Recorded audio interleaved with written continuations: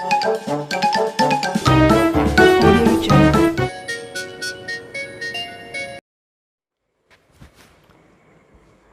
everyone, welcome to IIT Chemistry Shiksha. So coming to our next name reaction, that is Sandmeyer reaction, Gutterman reaction and Balch-Schiemann reaction. ये reaction जो है I think पूरी name reaction series की सबसे easiest reactions हैं. इसमें कुछ भी नहीं है. देखो क्या है, When the aqueous solution of diazonium salt, जो डाइजोनियम सॉल्ट का एक्वस सॉल्यूशन है, उसको जब आप हीट करोगे, किसके साथ हीट करोगे, या तो क्यूप्रस क्लोराइड के साथ या फिर क्यूप्रस ब्रोमाइड के साथ. देखो कॉपर जो है वो दोनों ही स्टेट शो कर सकता है, ट्रांजिशन मेटल है ना, +1 स्टेट भी शो कर सकता है, +2 स्टेट भी शो कर सकता है. अगर कॉपर जो है वो +1 स्टेट में प्रेजेंट है तो उसको हम बोलेंगे क्यूप्रस आयन. अगर वो +2 ऑक्सीडेशन स्टेट में प्रेजेंट है तो उसको बोलेंगे क्यूप्रिक आयन. तो यहाँ पर जो कॉपर है वो किस स्टेट में प्रेजेंट है, +1 स्टेट में, तो ये है क्यूप्रस आयन. तो जब हम इसको डाइजोनियम सॉल्ट के एक्वस सॉल्यूशन को क्यूप्रस क्लोराइड या फिर क्यूप्रस ब्रोमाइड से हीट करते हैं तो जो डाइजोनियम ग्रुप है वो किससे रिप्लेस हो जाएगा, हेलोजन से रिप्लेस हो जाएगा. अगर क्यूप्रस क्लोराइड के साथ हीट करोगे तो क्लोरीन से रिप्लेस हो जाएगा, और अगर क्यूप्रस ब्रोमाइड के साथ हीट करोगे तो ब्रोमीन से रिप्लेस हो जाएगा. इसी क्यूप्रस आयन कैटेलाइज रिएक्शन को कौन कैटेलाइज कर रहा है, क्यूप्रस आयन इस रिएक्शन को कैटेलाइज कर रहा है, इस रिएक्शन के रेट को इंक्रीज कर रहा है. इसी रिएक्शन को हम बोलते हैं सैंडमेयर रिएक्शन. सिंपली क्या करना है, डाइजोनियम ग्रुप को हेलोजन के साथ रिप्लेस कर देना है. और किस हेलोजन के साथ रिप्लेस करना है, जिसका क्यूप्रस सॉल्ट हमने लिया है. तो यहाँ पर देखो बेंजीन डाइजोनियम क्लोराइड है, इसको हमने किसके साथ हीट करा, क्यूप्रस क्लोराइड के साथ. तो डाइजोनियम ग्रुप जो है, डाइजोनियम ग्रुप किससे रिप्लेस हो जाएगा, क्लोरीन से. तो हमारा जो फाइनल प्रोडक्ट है वो क्या बनेगा, वो बनेगा क्लोरोबेंजीन. फाइन. और नेक्स्ट रिएक्शन में देखो बेंजीन डाइजोनियम क्लोराइड है, यहाँ पर डाइजोनियम ग्रुप जो है किससे रिप्लेस हो जाएगा, इसको हमने हीट करा क्यूप्रस ब्रोमाइड से, ब्रोमीन से. तो इसका नाम है ब्रोमोबेंजीन. क्या नाम है, ब्रोमोबेंजीन. Is that clear. तो ये है सैंडमेयर रिएक्शन.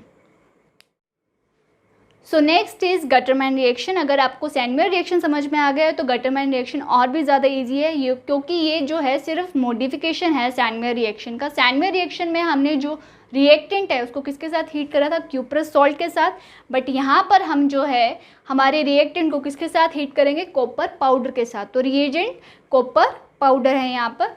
तो जैसे यहाँ पर बेंजीन डाइजोनियम सॉल्ट है, मान लो यहाँ पर क्लोरीन है, अगर इसको हम कॉपर पाउडर के साथ हीट करेंगे तो यहाँ पर क्या बन जाएगा, क्लोरोबेंजीन, साथ में नाइट्रोजन इवॉल्व होगा. सैंडमेयर रिएक्शन में भी नाइट्रोजन इवॉल्व होता है. बट जो हमारा मेन प्रोडक्ट है हमें उससे मतलब है, हम बाय प्रोडक्ट्स को ध्यान में नहीं रखेंगे तो भी चल जाएगा. अगर आपका थ्योरी वाला पेपर है तो आपको ज़रूर दिखाना पड़ेगा, बट अदरवाइज जो है कॉम्पिटिटिव एग्जाम्स के लिए आपको सिर्फ इतना ध्यान रखना है कि हमारा मेन प्रोडक्ट क्या है.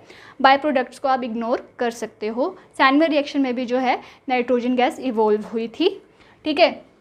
तो अगर यहाँ पर X ब्रोमीन है तो अगर उसको हम कॉपर पाउडर के साथ हीट करेंगे तो यहाँ पर ब्रोमोबेंजीन बनेगा, साथ में नाइट्रोजन गैस इवॉल्व होगी. पर इस रिएक्शन में जो एक चीज़ ध्यान में रखने वाली है वो ये है कि सैंडमेयर रिएक्शन में जो है सिर्फ नाइट्रोजन इवॉल्व हो रहा था, बट गटरमैन रिएक्शन में जो है साथ में एक और बाय प्रोडक्ट बनता है, दैट इज़ बाइफिनाइल. इसमें एक और बाय प्रोडक्ट बनता है, दैट इज़ बाइफिनाइल. तो अगर बाय प्रोडक्ट बनेगा तो कहीं ना कहीं यील्ड पे फ़र्क पड़ेगा. इसलिए Sandmeyer reaction is preferred over Gattermann reaction. क्यों, क्योंकि इसमें जो है सैंडमेयर रिएक्शन में उसमें बाय प्रोडक्ट्स कम हैं, तो यील्ड जो है प्रोडक्ट की, मेन प्रोडक्ट की जिसे हम बनाना चाहते हैं, मान लो हमें सिर्फ क्लोरोबेंजीन या ब्रोमोबेंजीन बनाना है, साथ में बाय प्रोडक्ट्स बनेंगे तो यील्ड पे तो फ़र्क पड़ेगा ना गटरमैन रिएक्शन में. इसलिए सैंडमेयर रिएक्शन को हम प्रेफर करते हैं गटरमैन रिएक्शन के over, because it gives better yield. तो समझ में आ गया, सैंडमेयर रिएक्शन में हमने क्यूप्रस सॉल्ट के साथ हीट करना है और गटरमैन रिएक्शन में हमने कॉपर पाउडर के साथ रिएक्टेंट को हीट करना है. Is that fine. तो नेक्स्ट इज बॉल्स-स्कीमन रिएक्शन. अगर हमने डाइजोनियम ग्रुप को फ्लोरीन हेलोजन एटम से रिप्लेस करना है तो उसके लिए हम करते हैं बॉल्स-कीमैन रिएक्शन। अभी तक हमने सैंडविच रिएक्शन या फिर गटरमैन रिएक्शन देखी, उसमें हमने डायज़ोनियम ग्रुप को किससे रिप्लेस करा था, क्लोरीन से या फिर ब्रोमीन एटम से। यहाँ पर हम डायज़ोनियम ग्रुप को किससे रिप्लेस कर रहे हैं, फ्लोरीन एटम से, तो इसलिए इसका नाम स्पेशल है, इसका नाम है बॉल्स-कीमैन रिएक्शन। इसमें हम करते क्या हैं, बेसिकली जो डायज़ोनियम सॉल्ट है, जो डायज़ोनियम सॉल्ट का सॉल्यूशन है उसको हम ऐड कर देते हैं फ्लोरोबोरिक एसिड में। किसमें, फ्लोरोबोरिक एसिड HbF4। तो फ्लोरोबोरेट प्रेसिपिटेट करता है, क्या बनता है, प्रेसिपिटेट बनता है N2 positive and BF4 negative. Benzene diazonium fluoroborate, fine, तो इसका प्रेसिपिटेट बनता है। और जब हम इस प्रेसिपिटेट को हीट करते हैं, when we heat this precipitate, ये प्रेसिपिटेट बना, उसको हम क्या करेंगे, वॉश करेंगे और ड्राई करेंगे, और फिर हम इस प्रेसिपिटेट को हीट करेंगे। और जब हम इसको हीट करते हैं तो ये डिकम्पोज कर जाता है और क्या बनाता है,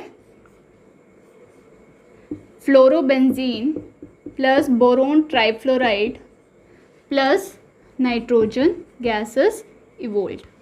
फाइन, क्या बनता है, फ्लोरोबेंजीन प्लस बोरोन ट्राइफ्लोराइड और साथ में नाइट्रोजन गैस इवॉल्व होती है। तो हमने बेंजीन डाइजोनियम क्लोराइड को अगर फ्लोरोबेंजीन में कन्वर्ट करना है तो सिंपली हम क्या करेंगे, फ्लोरोबोरिक एसिड के साथ उसको रिएक्ट करेंगे और फर्दर जो प्रेसिपिटेट बनेगा उसको हम हीट कर देंगे, तो it will be converted into fluorobenzene. It decomposes to form nitrogen, boron trifluoride and fluorobenzene.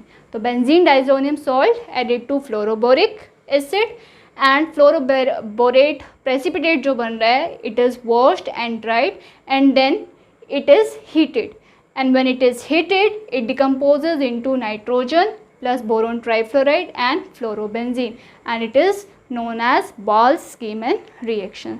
So this was about Sandmeyer reaction, Gattermann reaction and Ball-Schiemann reaction.